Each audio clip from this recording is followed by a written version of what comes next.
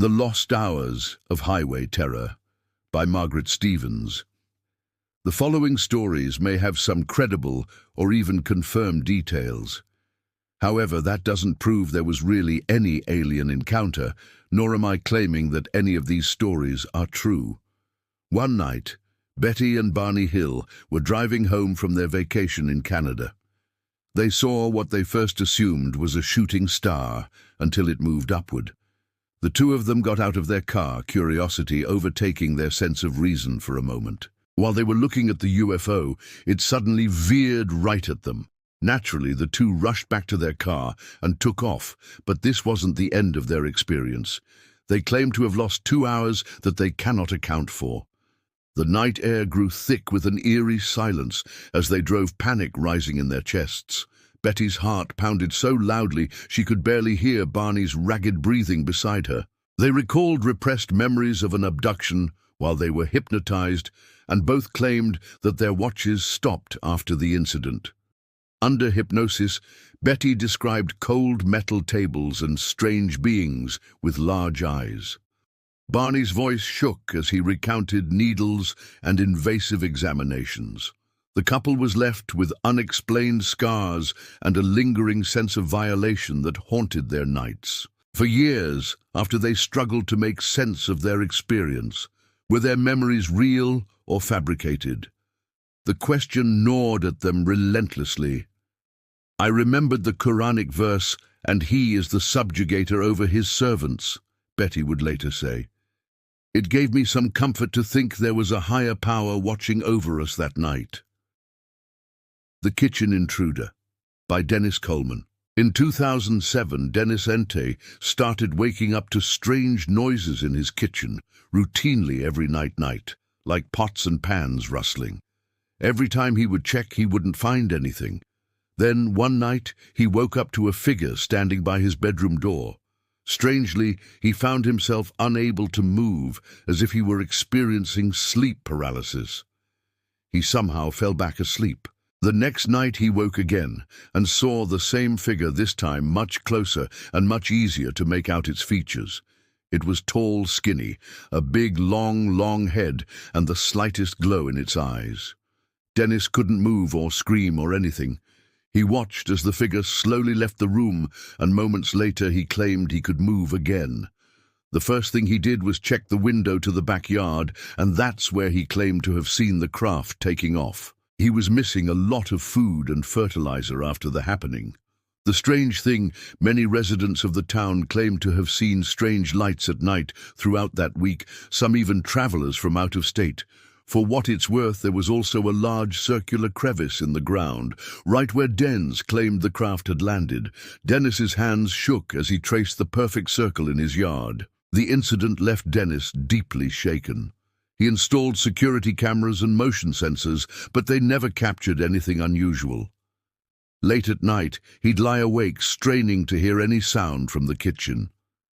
"I seek refuge in the Lord of Daybreak from the evil of what he has created," he'd whisper to himself, remembering an old prayer. But the memory of those glowing eyes in the darkness never fully faded. The Stanford Abduction by Rachel Martinez. 3 women were driving near Stanford, Kentucky, when they were allegedly abducted by aliens. Afterward, all 3 women were given hypnosis sessions, and all of them had the same story. They even took a lie detector test and pested with flying colors. At the very least, they all believed it happened. Even strange, many people in the area reported a UFO sighting around the same time the women were abducted. The women, Lisa, Maria, and Jen, had been on a girls' night out. They were laughing and singing along to the radio when suddenly their car went dead. An intense white light flooded the interior. Lisa described a feeling of weightlessness, as if they were being lifted. Maria recalled a humming sound that seemed to vibrate through her entire body. Jen's last memory before blacking out was of long, spindly fingers reaching for her. Under hypnosis, they described a sterile room with curved walls. Beings with large black eyes performed procedures they couldn't fully comprehend. The air felt thick and had a metallic taste. When they were returned to their car, Hours had passed, but it felt like minutes. They were left with unexplained marks on their bodies and vivid nightmares that persisted for months. The incident changed their lives forever.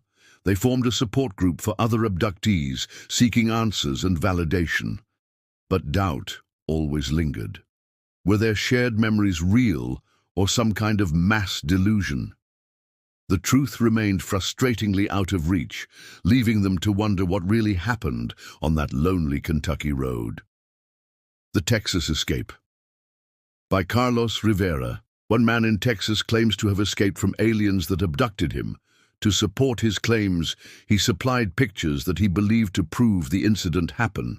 While these pictures may prove enough for some, many will need much better pictures to believe in UFOs. Supposedly, a large UFO was SE near the DIS Air Force Base in Texas, and witnesses say it's shown up many times in the surrounding area. Carlos was driving home late one night when his truck suddenly died.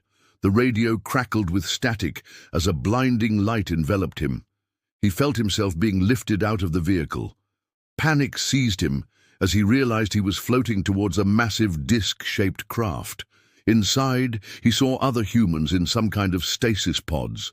The sight filled him with a primal terror that gave him the strength to break free. He ran, stumbling through unfamiliar terrain, his lungs burning. Behind him, he heard an unearthly screeching sound. Carlos didn't stop running until he reached a highway where a startled trucker picked him up. His clothes were torn and he was covered in strange marks. The trucker said Carlos looked like he'd seen the devil himself. Carlos's hands trembled as he tried to operate his phone to take photos of the retreating craft. In the days that followed, Carlos struggled to process what had happened. The photos he took were blurry, but showed an odd light in the sky. He reported his experience to local UFO researchers, but many were skeptical. Carlos was left wondering if he'd truly escaped, or if the aliens had simply let him go. The uncertainty haunted him, leaving him to question his own memories and sanity. Others claimed to have seen multiple pulsating orbs near the Georgetown area of Texas. These UFOs were all lined up in 2 rows, then they vanished. The sightings left the community buzzing with speculation. Was this evidence of an alien presence, or was there a more mundane explanation? For Carlos and others who claimed close encounters, the truth remained frustratingly elusive. The Mysterious Women in the Night, by Peter Harrison. Peter Corey was asleep on his couch when he woke up to find 2 strange women in his house. One had blonde hair, the other appeared to be Aeson, and the blonde one was clearly in charge. The blonde woman pushed his head into her breast several times, which disoriented him, so he bit down on her breast. The woman didn't appear to react or bleed from the injury. Then the women left. Corey later found a blonde hair that was constricting his foreskin. It should be noted that Corey recently suffered a serious head injury, but the hair makes the story harder to explain. The incident left Peter deeply shaken and questioning his own perception of reality. He couldn't shake the feeling that something truly otherworldly had occurred in his home that night. In the days that followed, Peter became paranoid, constantly checking his locks and installing security cameras. He couldn't sleep without lights on, afraid of waking to find those women or something worse standing over him. The blonde hair remained a disturbing piece of physical evidence that he couldn't rationalize away. It seemed to defy normal properties, resistant to burning or cutting. Peter sought help from both medical professionals and paranormal researchers. Doctors suggested his experience might be related to his head injury, but couldn't explain the hair. UFO investigators were intrigued, but ultimately inconclusive. Peter was left in a state of terrified uncertainty. Had he truly encountered alien beings in his home, or was his mind playing elaborate tricks? The question consumed him, leaving him forever changed by that bizarre night. The Vanishing Woman, by Sonia Mitchell. I never thought I'd be telling a story like this. It all started on a night like any other. I was getting ready for bed when suddenly everything went dark. The next thing I knew, I was waking up in my own bed days later, feeling disoriented and confused. At first I tried to convince myself it was just a vivid dream, but deep down I knew something wasn't right. A few days after that strange experience, I saw something that chilled me to the bone. There was a helicopter hovering near our house, piloted by what I can only describe as a man in black. He didn't look human.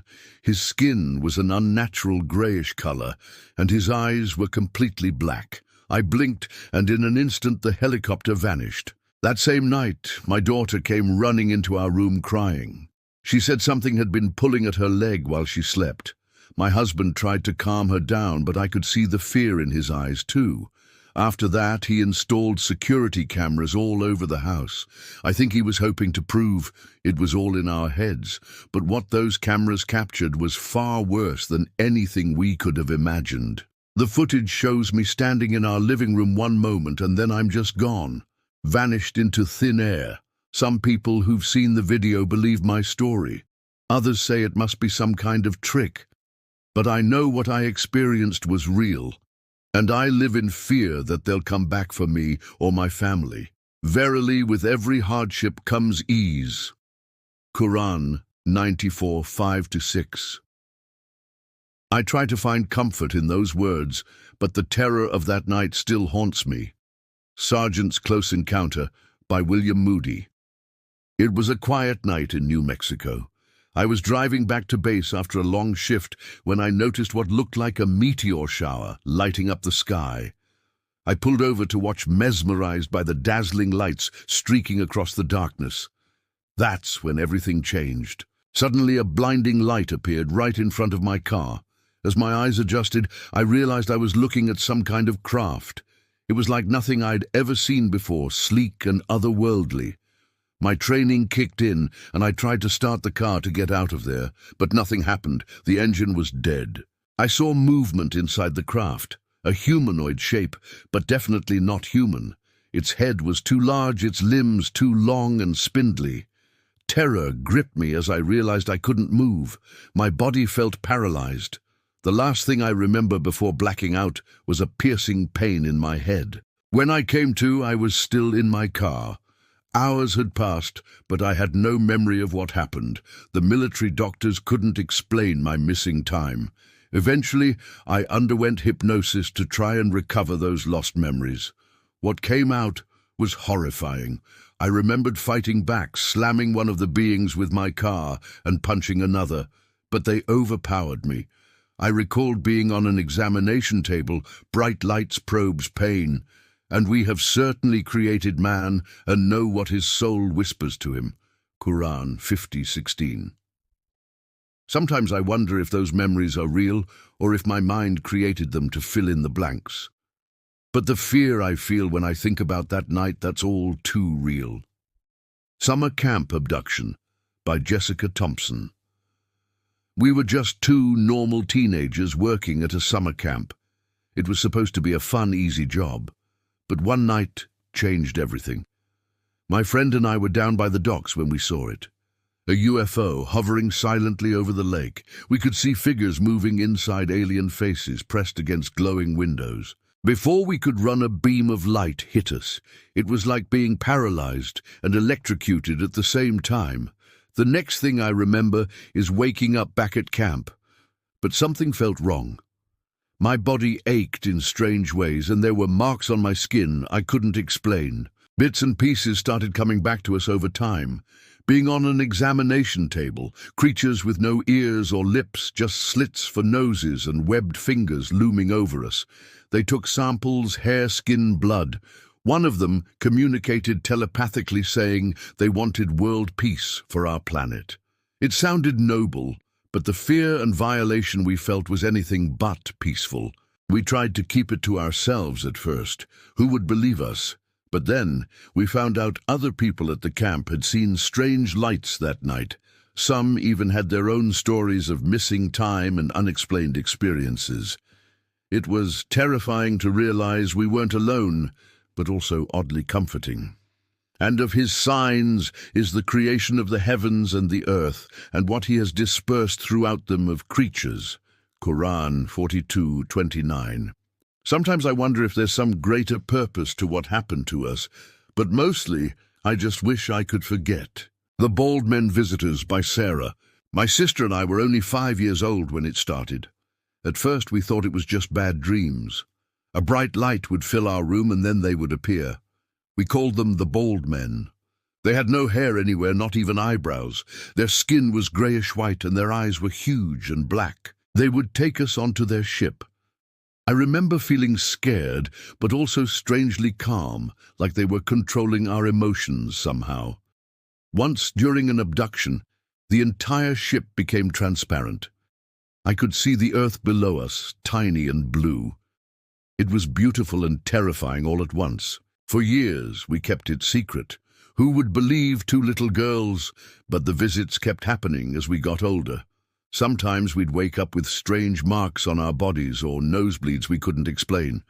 Our parents thought we were just having night terrors. Then one morning we found footprints outside our window. They weren't human prints or any animal we'd ever seen. That's when we knew we had to tell someone. The police came, but they couldn't explain it. Scientists examined the prints but had no answers. Say, I seek refuge in the Lord of Daybreak.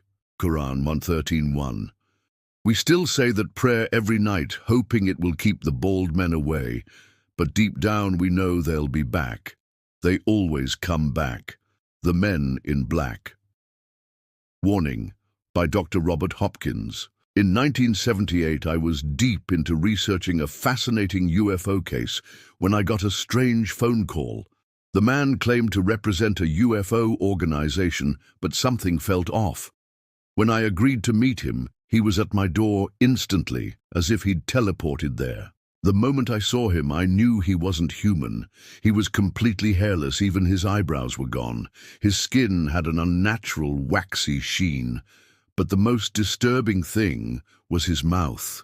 He didn't have lips, just a thin line where they should have been. He'd tried to hide it with bright red lipstick, but that only made it more grotesque. He spoke in a monotone voice, telling me to stop my research and destroy all my evidence. Then he did something impossible. He made a coin vanish into thin air right before my eyes. As our meeting went on, he started to act strange, like he was running out of power. He stumbled to the door and disappeared in a flash of light. I thought that would be the end of it, but a few weeks later, he came back this time with an equally odd woman. They both moved in jerky, robotic ways. The man made crude sexual comments that felt completely out of place. Then, just like before, they vanished mysteriously. And among his signs is the creation of the heavens and the earth, and the diversity of your languages and your colors. Quran 30:22. I often wonder if these beings are some kind of alien hybrid or interdimensional travelers. All I know is that after those encounters, I never felt safe in my own home again. Every shadow, every unexpected sound makes me wonder, are they watching me?